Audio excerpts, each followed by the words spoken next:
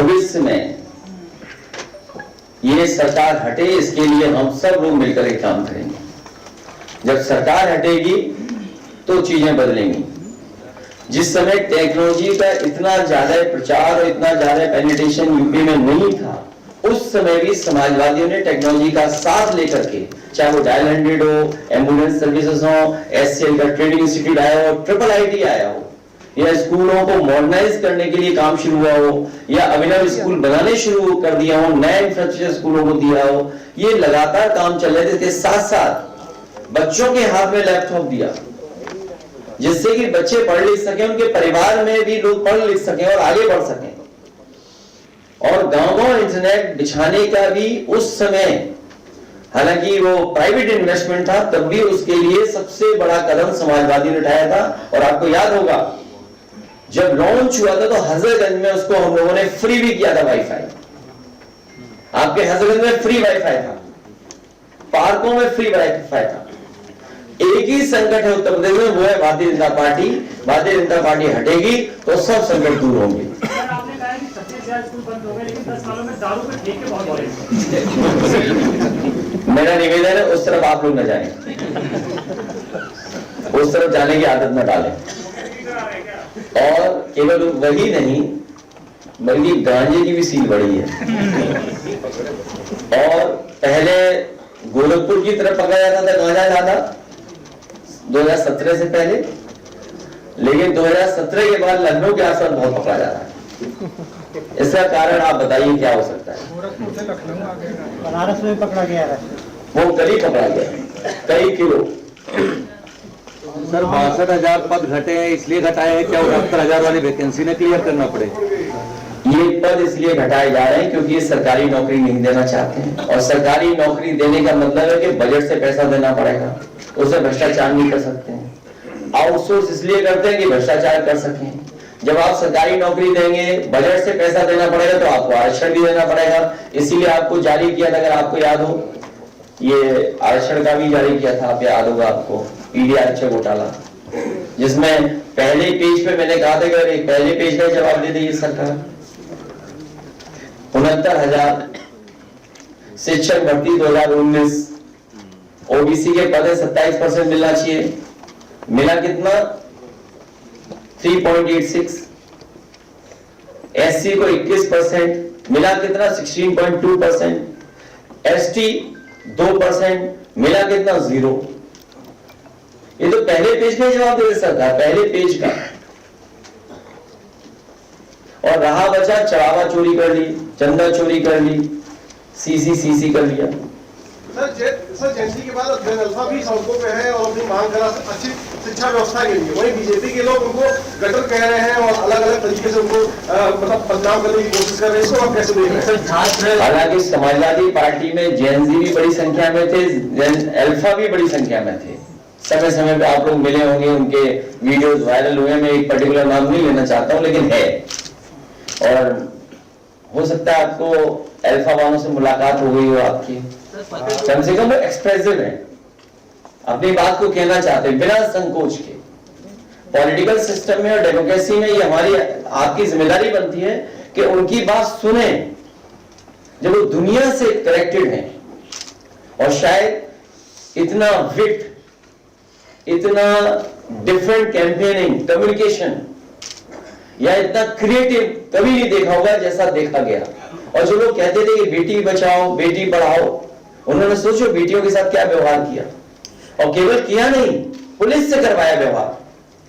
और आज भी कर रहे हैं ये लोग, आज भी अन्याय करने के लिए उनकी जो फौज वो तैयार है। जैन अल्फा का छात्र अंकुर सोनकर फतेहपुर का, उसने पूरा कैंपेन लीड किया था जैन अल्फा का जो अभी हुआ था स्कूल मैनेजमेंट के खिलाफ। उनके घर में पुलिस पहुंच गई और उससे कहा कि अपना एड्रेस बताओ, अपना सारा उसका स्कूल का डॉक्यूमेंट। तो सोचिए, भारत सरकार और देश के वरिष्ठ भारतीय जनता पार्टी के नेता मंत्री सब ने समझौता किया। और समझौते में यह तय हुआ कि किसी भी आंदोलनकारी पर कोई भी मुकदमा दर्ज नहीं होगा, उनके साथ कोई अन्याय नहीं होगा। फिर डेमोक्रेसी में हम किस पे भरोसा करें? तो हमें सरकार की क्रेडिबिलिटी क्या बची, उनकी पॉलिटिकल क्रेडिबिलिटी क्या है? अगर पुलिस पूछ रही है, और वो भी छोटे बच्चों, और क्या मांगती होंगी? पानी शुद्ध मिल जाए पीने का, पोर्टेबल वाटर हो, ड्रिंकेबल वाटर हो, या पंखे लग जाए। जब मांग आपने मान ली उन बच्चों की, तो आपको उनके साथ अन्याय नहीं करना चाहिए। हम अपने संगठन और विधायक जो है वहां से उनसे कहेंगे कि उस परिवार से मिलें और कोई भी अन्याय उस परिवार के साथ न हो। सर, कल से मानसून सत्र शुरू हो रहा है, आप विपक्षी दल हैं, आपकी भूमिका क्या रहेगी सर? इसको किताब दे देंगे अभी। तो किताब पहुंची नहीं तुम्हारे पास? पहुंच गई। गठबंधन में सब ठीक ठाक चल रहा है।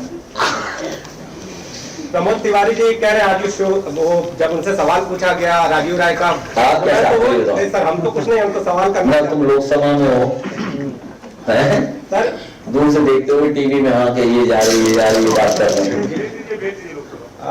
कोई है क्षेत्र के पास?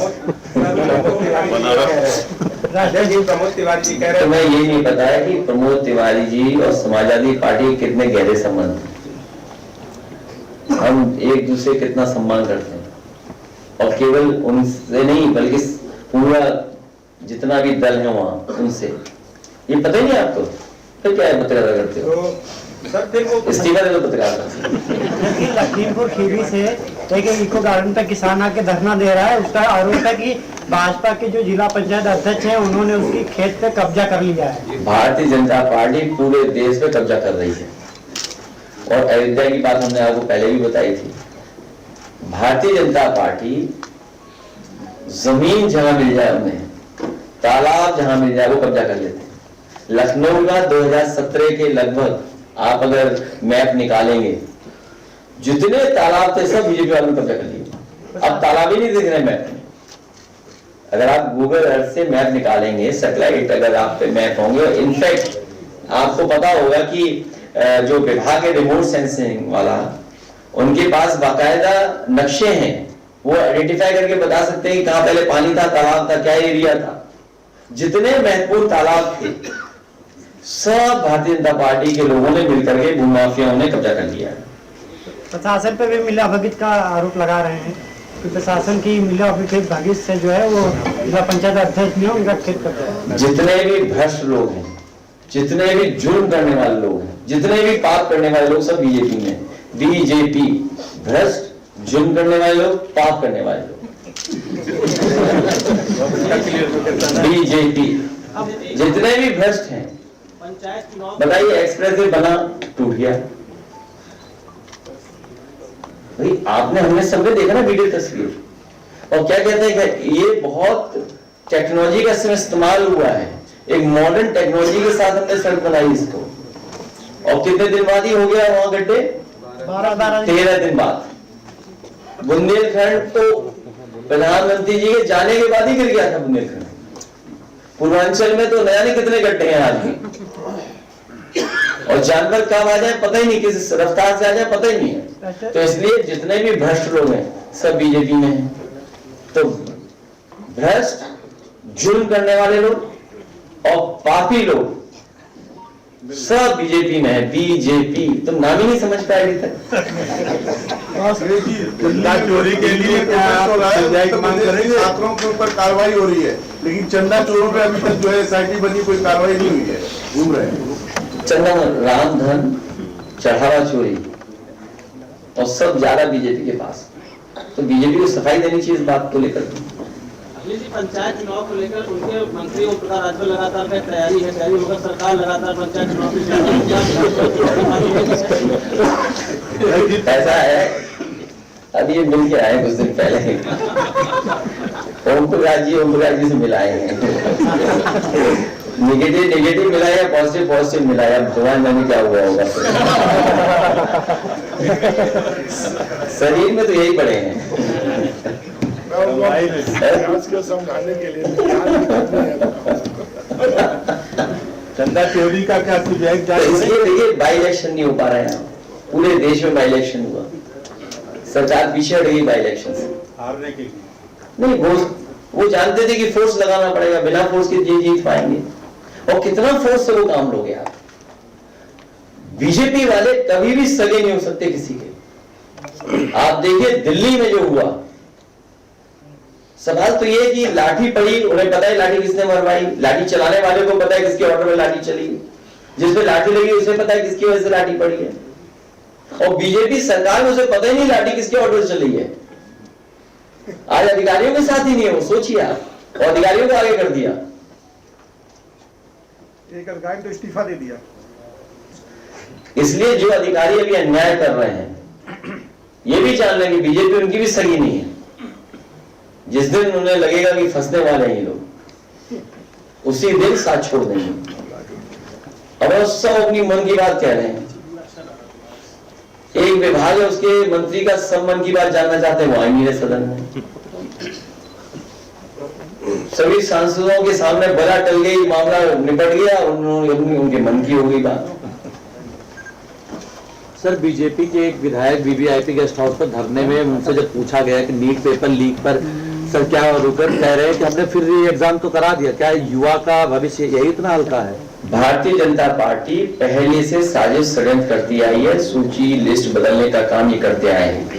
और यूपी के हमारे सीनियर जर्नलिस्ट लोग या बड़े जर्नलिस्ट लोग ये जानते होंगे, एक समय पर बीजेपी की सरकार थी और बीजेपी ने पूरा 0 सेशन हो गया था, 0 सेशन हुआ था, केवल इसी वजह से हुआ था। और जो अगर उस समय के जो लोग रहे होंगे एग्जामिनेशन कराने वाले लोग, अगर आपके संपर्क में हो तो पता करना कि उस समय बीजेपी के लोग लिस्ट बदलवाना चाहते थे, अपने लोगों को शामिल करना चाहते थे। जब उन लोगों ने मना कर दिया कि हम नहीं शामिल करेंगे, उसकी वजह से वो सेशन 0 हुआ था। आप पता करवा लीजिए केजीएम में और किसी मेडिकल कॉलेज में। मेडिकल का था तो मेडिकल का 1993 में। अरे नंबर आए थे। केंद्र सरकार सर के पेपर लीक के कानून बना रही है, लेकिन अभी योगी गाजीपुर बैठे तो बीबी राम को मंच में बैठा है। वो इसलिए बैठाए कि उन्हें भविष्य में पेपर लीक कराने पड़ेंगे। 20 हो चुके हैं पेपर लीक, 10 साल में 20, 10 साल में 20। नहीं, ये अध्यक्ष जी समाजवादी पार्टी जो कल से सत्र शुरू हो रहा है, नीट पेपर और जंतर मंतर में जो विरोध प्रदर्शन हुआ, उत्तर प्रदेश में 2 पार्टियों के 2 विधायक हैं जो स्टैब्लिश्ड है, उन पर FIR दर्ज है पेपर लीक और प्रतियोगी परीक्षाओं का। तो क्या पार्टी उस मुद्दे को विधानसभा में उससे जोड़ करके कुछ? वो मुद्दा तो उठेगा ही उठेगा, और उत्तर प्रदेश के जेनजी और अल्फा भी देख रहे हैं कि जो पेपर लीक करते हैं वही सरकार में बैठे हुए लोग हैं।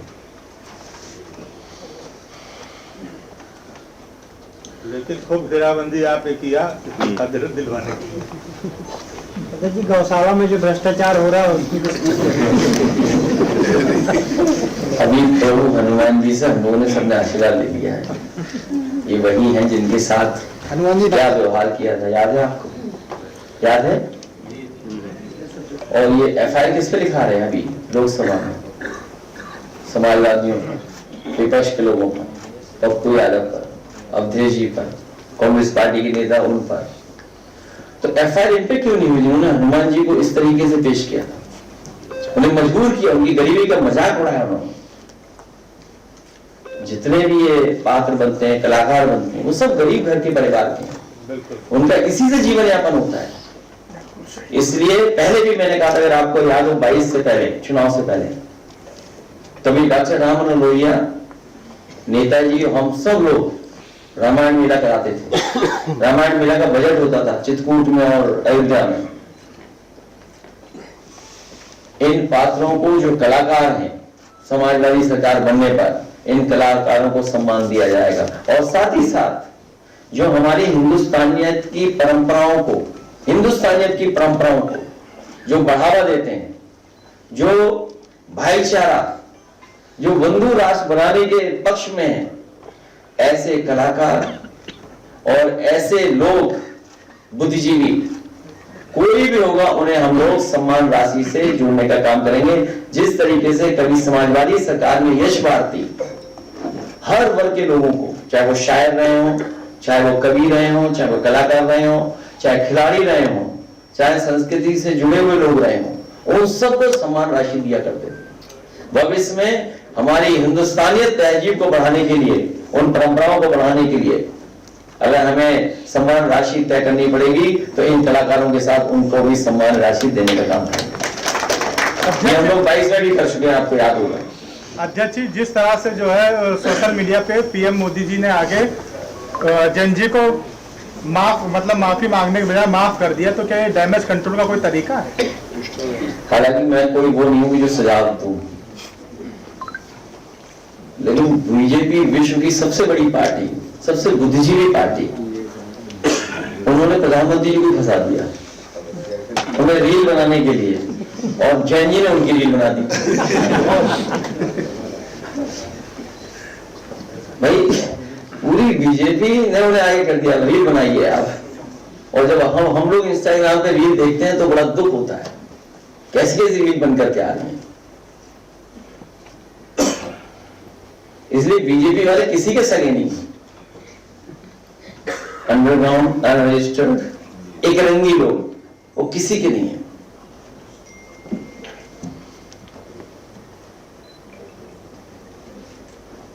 अब हम लोग जा सकते हैं। सर आप प्रभु हमारे इंतजार कर रहे हैं सर कैसे आशीर्वाद देना। अरे वो जैन जी पत्रकार नहीं आ रहा, चलो क्या हो गया? ओ पहले आपके दादा का, पहले फिर तुम्हारा। सर कैसे मानसून सत्र है, मुख्य सचेतक का ऐलान करेंगे? जंतर मंतर आंदोलन में आप अंतर्राष्ट्रीय जिलों है, मैं आपको अनुपस्थित पेश करना चाहता हूँ। ठीक है, बहुत धन्यवाद। आइए एक मिनट में, हाँ आ जाओ जैन जी, लास्ट क्वेश्चन। और वो आ जाना, आप ऊपर आ जाए मंच पे, आ जाओ। जवाली साहब ले आओ, जवाली साहब ले आओ। हाँ, हमारे बहुत ही ईमानदार विधायक। अरे जैन जी पहले पूछो, फिर बाद में। सर मेरा सवाल ये है कि लगातार आप देख रहे हैं प्रधानमंत्री जी सोशल मीडिया के माध्यम से जेनजी को टारगेट करने की कोशिश कर रहे हैं। सर क्या आपको नहीं लगता आपको भी ऐसी रील्स बनानी चाहिए? क्या आपको भी ऐसी रील्स बनानी चाहिए? आप डायरेक्ट जेनजी से कम्युनिकेट नहीं, मैं अपने जैन जी भाइयों से, जैन जी नौजवानों से, जैन जी और ये हमारे जैन जी पत्रकार, सर मेरा नाम लीजिए काशिफ नहीं तुम्हारे जैन जी पत्रकार, सबसे पहले नाम दिया तुम्हारे मैंने, गलत बात। तुम तो हो ही उस उम्र की ना।